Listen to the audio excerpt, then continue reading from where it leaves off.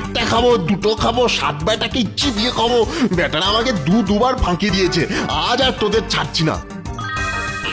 কি কর্তা, আমরা কি করে আপনাকে ফাঁকি দিলুম? বিশ্বাস না হলে দেখ তোদের ছাগল কি অবস্থা করেছে আমার নাকে। না না, এই কাজ আমাদের ছাগলের হতেই পারে না। আচ্ছা আচ্ছা কর্তা, আপনি কি এখান থেকে সোজাসুজি বাড়ি যান? না, প্রথমে এখান থেকে বন্ধুর বাড়ি যাই, সেখানে খানিক ঘুমিয়ে তারপর বাড়ি। এইবারে বুঝেছি। কি বুঝেছো? আমাদের হাঁড়ি আর ছাগল কিভাবে আপনাকে ফাঁকি দিল। কিরকম কিরকম? আপনি যখন ঘুমোচ্ছিলেন, আপনার বন্ধু তখন ওই আপনার হাঁড়ি ছাগল সব পাল্টি মানে ওই চুরি করে নিয়েছে। এখন তাহলে কি হবে? আমি আপনাকে একটা লাঠি দিচ্ছি। এই লাঠি আপনার হাঁড়ি ছাগল সব এনে দেবে। শুধু একবার আপনার বন্ধুর কাছে গিয়ে বলবেন, লাঠি লাগতো, তারপর দেখবেন এর খেল।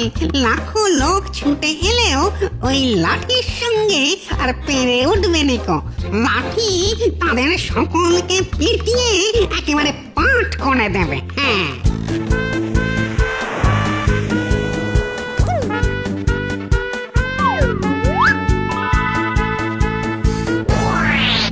নিতাই, নিতাই নিতাই শিগগিরই বাইরে আয়, একটা মজা দেখাবো তোকে। আয় আয়। মজা?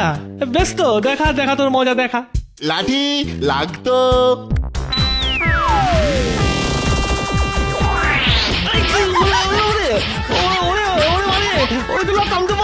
আমার হাড়ি আর ছাগল ফেরত দে বলছি, দে। দিচ্ছি দিচ্ছি দিচ্ছি, সব দিচ্ছি।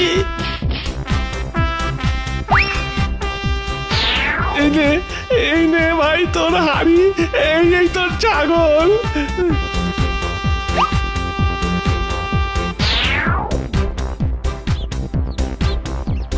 হাড়িতে সন্দেশ আসুক তো। না না, আর আমি কিচ্ছু দেখতে চাই না। কে জানে আবার কোথায় কি ঠকে এসেছিস। এবার আর ঠকে আসিনি মা, এই দেখো। এ কি রে বাবা, এ কি স্বপ্ন না সত্যি? স্বপ্ন নয়, সত্যি, সব সত্যি। আজ থেকে খাওয়ার আর কোনো অভাব থাকবে না আমাদের। এবার দেখো।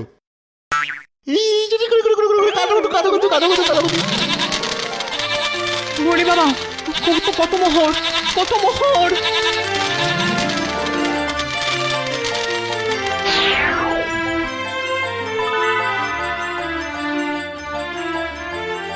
হে ভূতের হাঁড়ি, তোমার কৃপা